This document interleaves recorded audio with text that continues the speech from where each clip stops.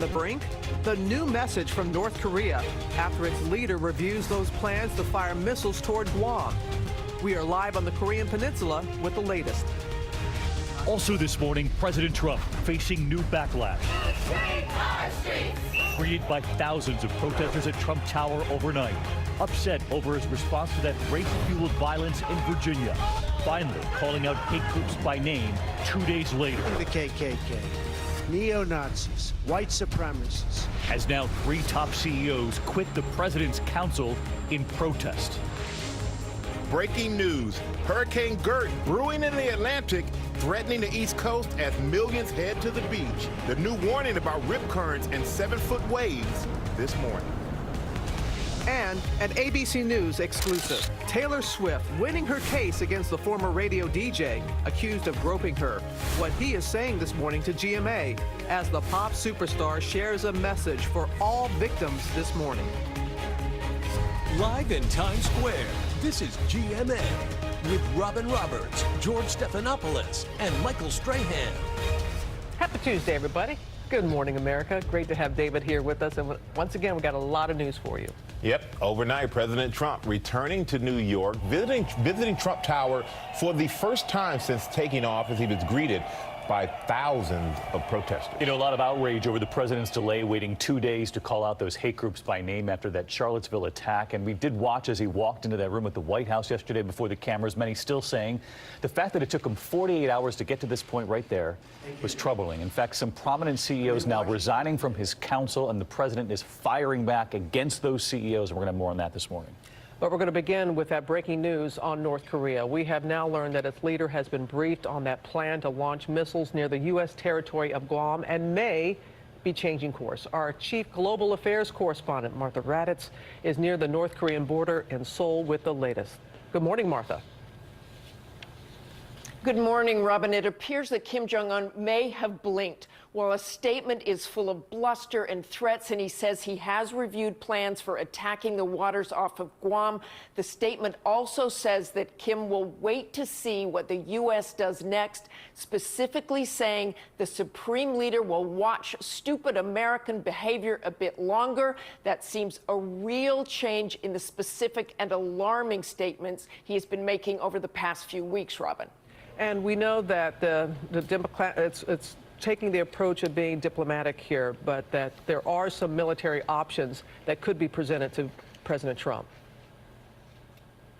Exactly, Robin. The U.S. military is tracking this carefully and does have military options available, with the Secretary of Defense saying overnight, if they fire at the United States, that's called war. If they do that, then it's game on, because even if it appears for now that Kim is backing off, this is not over. Intelligence analysts believe he can fit a nuclear weapon inside an ICBM, so this remains a huge threat, Robin, the biggest foreign policy challenge our nation faces, Robin. It does. All right, Martha, thank you. And Robin, back here at home this morning, President Trump is now facing some troubling new poll numbers. His approval rating now dropping to his lowest ever in Gallup's tracking poll. 34% say they approve of the job he's doing. 61% say they disapprove.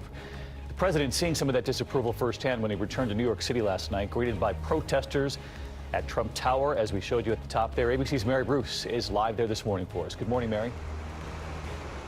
Good morning, David. Well, for the first time as President Trump is waking up here at home at Trump Tower, but he is still facing the fallout from his response to the violence in Charlottesville. Yesterday, as you mentioned, he tried to clarify, put a damper on all of this outrage, but critics say it's too little too late. Overnight, President Trump arriving back in New York, but following the president home, protests and outrage over his response to the hate-fueled violence that erupted over the weekend. No, they don't. The president tried to quell the criticism Monday, finally saying what so many had been waiting to hear, calling that hate out by name. Racism is evil, and those who cause violence in its name are criminals and thugs, including the KKK, neo-Nazis, white supremacists, and other hate groups that are repugnant to everything we hold dear as Americans. But asked what took him so long, the president offered no explanation. They've been condemned. They have been condemned. Hours later, the president followed up, suggesting the media is blowing this out of proportion. Tweeting made additional remarks on Charlottesville and realized once again that the fake news media will never be satisfied. It took the president 2 days to call out the white supremacists. At first, he spoke out against the protesters on many sides. We condemn in the strongest possible terms this egregious display of hatred, bigotry, and violence on many sides. On many sides. That sparked a fierce backlash, even from some of the president's Republican allies. And now 3 top CEOs have stepped down from their roles with the administration in protest, including Kenneth Frazier, the CEO of Merck and the only African American on the president's manufacturing council. He says his decision is a matter of personal conscience, adding America's leaders must honor our fundamental values by clearly rejecting expressions of hatred, bigotry, and group supremacy.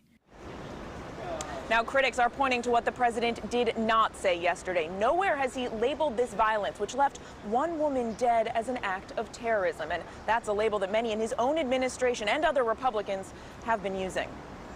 And Mary, we know you reported there it took about 48 hours for the president to go before the cameras and to say racism is evil and to call out those groups by name.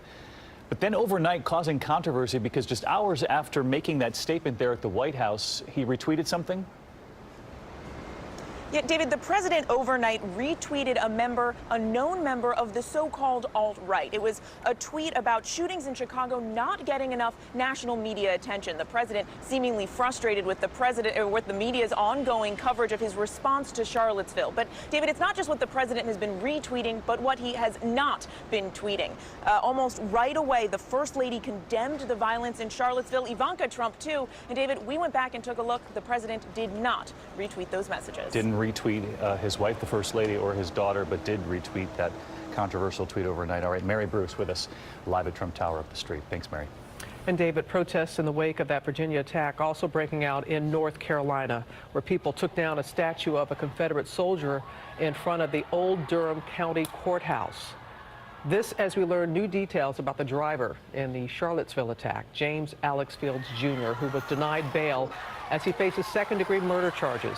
ABC's Eva Pilgrim is there in Charlottesville for us again this morning. Good morning, Eva. Good morning, Robin. This is where Fields drove that car. We've seen so many people come here, many of them hurting, looking for answers. This morning, some tough questions. Did the city do enough? Tensions simmering outside a courtroom in Charlottesville. Inside, a judge denying bond for James Field, the man accused of driving his car into a crowd of people protesting against a white nationalist rally. Some of those white nationalists showing up, defending themselves to a hostile crowd. I asked one of them, why did they bring weapons if this was supposed to be a peaceful protest? Not because we were afraid the police might not be free rein. It started Friday night, burning torches, marching on the University of Virginia's campus. The white nationalists attempting to hold a rally, protesting the removal of a statue of Confederate General Robert E. Lee. Two sides, all Americans, battling it out on the streets. And then that tragic attack.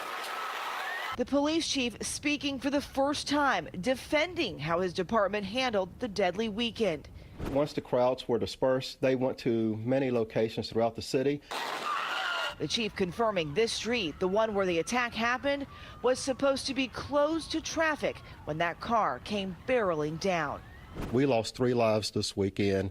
We certainly have regrets. It was a tragic weekend. 19 people injured, a bloody 24 hours. The images now seared into people's minds. Those images this weekend were very painful, but I am not going to let them define us. They're not going to tell our story. The mayor, if another white nationalist group files for a demonstration permit, they will likely have to grant it. They are required to uphold the Constitution of the United States and help people have their chance for free speech. David. Eva, our thanks to you again this morning. And, you know, as the outrage grows over the events in Charlottesville, some white nationalist groups want to capitalize on this moment. They're trying to raise their profile now, planning more rallies across the country as we speak. And our chief national correspondent, Tom Yamas, has been tracking these groups for months now for a special 2020. He's here this morning with our first look. Morning, Tom. David, good morning to you. Despite what we just saw happen in Charlottesville, there are now new plans for white nationalist rallies on college campuses and on the West Coast, plus counter demonstrations made up of thousands of people. Here we will stand. This morning, white nationalists vowing to organize even more events. And now a university president says he may not be able to stop an upcoming campus speech by one of the movement's most visible leaders, Richard Spencer. My assessment. Their next rally set for September 12th at the University of Florida. The school's president posting on Facebook, even though he would find Spencer's presence deeply disturbing, we must follow the law upholding the First Amendment not to discriminate based on content and provide access to a public space. And overnight, Texas A&M deciding to cancel a White Lives Matter rally that was set for September 11th, stating the risks of threat to life and safety compel us to cancel the event.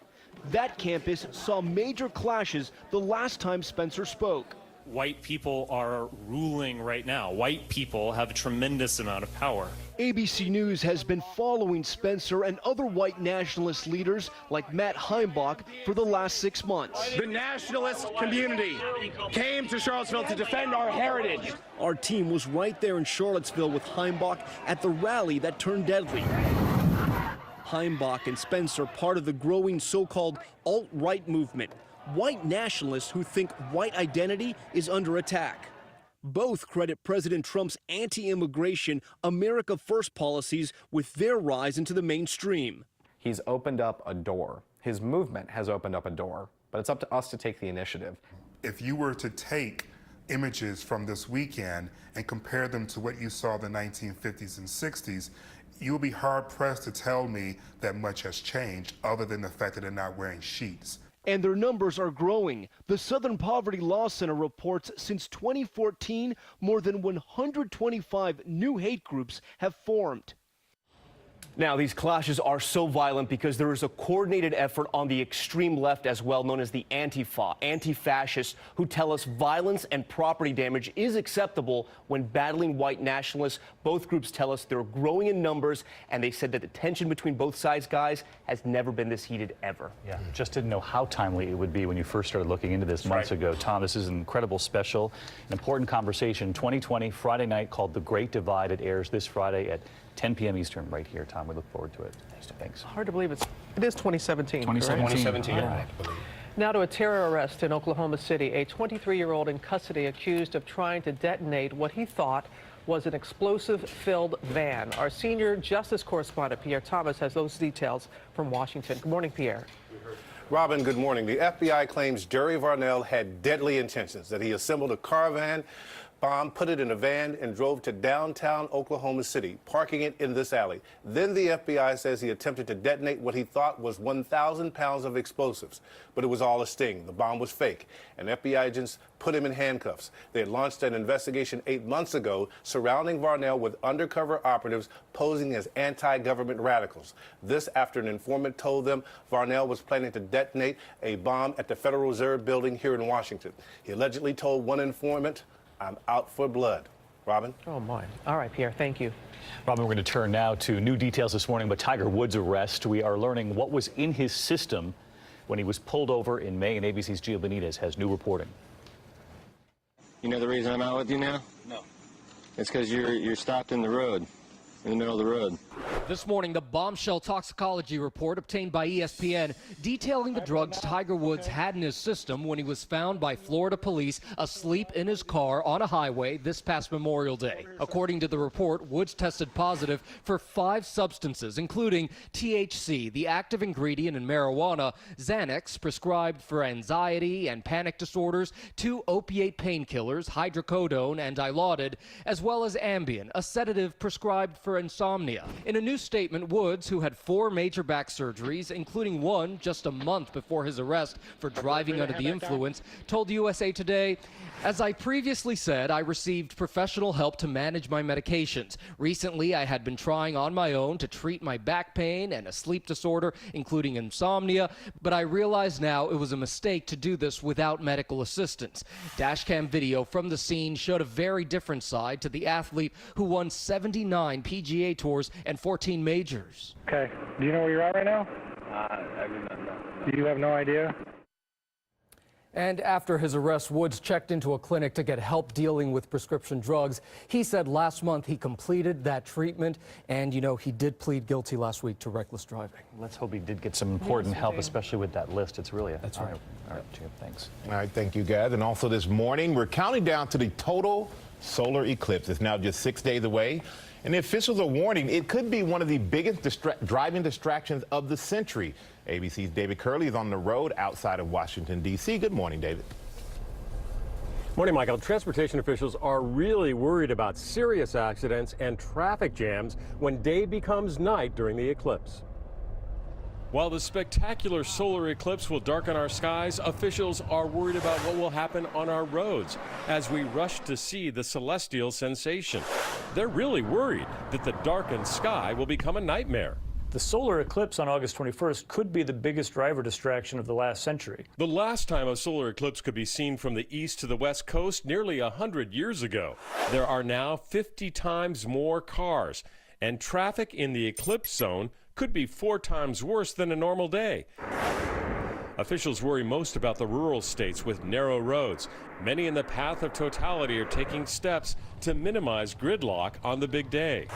Tennessee limiting lane closures, Nebraska restricting drivers with oversized loads, and South Carolina is calling up extra state police and first responders. We know that tourists are flocking to those areas because the view will simply be better. But we also know that the local infrastructure may not really be equipped to deal with the flood of tourists that they may be expecting. The feds are shining a light on YouTube. Whether it's a short drive or a long one, please find a safe place to watch the eclipse. Worried that drivers may not be prepared. Eclipse glasses are very good except for driving. So please don't drive while wearing these and don't have an eclipse in judgment. Another tip, don't rely on your daytime running lights. Turn on your headlights. This is going to be like driving at night in the middle of the darkness, Michael, so plan on it. Treat it like it's nighttime during the eclipse. All right, we sure will. All right, thank you, David. And there's good news for people who are going to be flying or going to be in the sky during the eclipse. It turns out that pilots can decide to divert or change their flight patterns so passengers can watch. Oh, really? Yes, you get a good pilot, he just might do that for you. And what's even better, you can watch our full coverage of the eclipse Monday because David right here is going to anchor our live specials. You guys are sticking me out there because, you know, the temperature drops, the animals start acting funny, and you're like, you go try it. Well, you're the first out the door. That's right. That's it. But it is 1 p.m. Eastern on Monday right here on ABC. You got it, man. You know who else is going to be there? Ginger. Yes, I will be right there in Nashville. You're in Charleston. We're going to cover the whole thing. But this morning, I want to bring you to the tropics. There have only been 3 hurricane seasons before this one to date that's been this busy, and it's already very busy, watching 2 tropical waves and, of course, Hurricane Gert this morning. 75-mile-per-hour max sustained winds sandwiched between Bermuda and the United States. The biggest impact, Massachusetts to North Carolina, rip currents and 2 to 7-foot waves. Tuesday Trivia now brought to you by Walmart.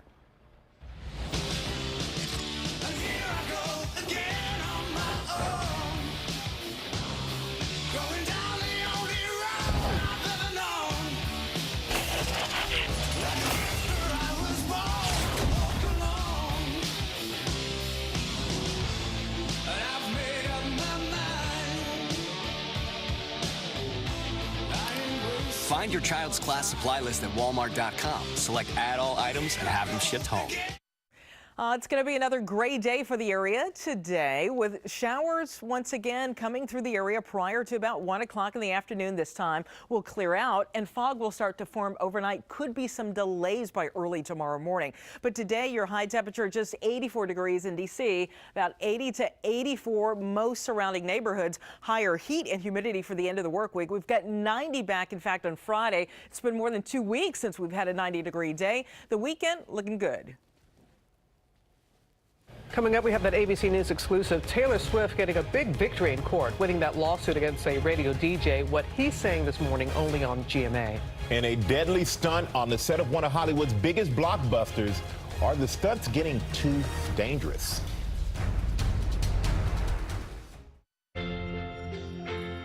My sweetheart's gone, sayonara. This scarf, all that's left to remember. What? She was this like a month ago.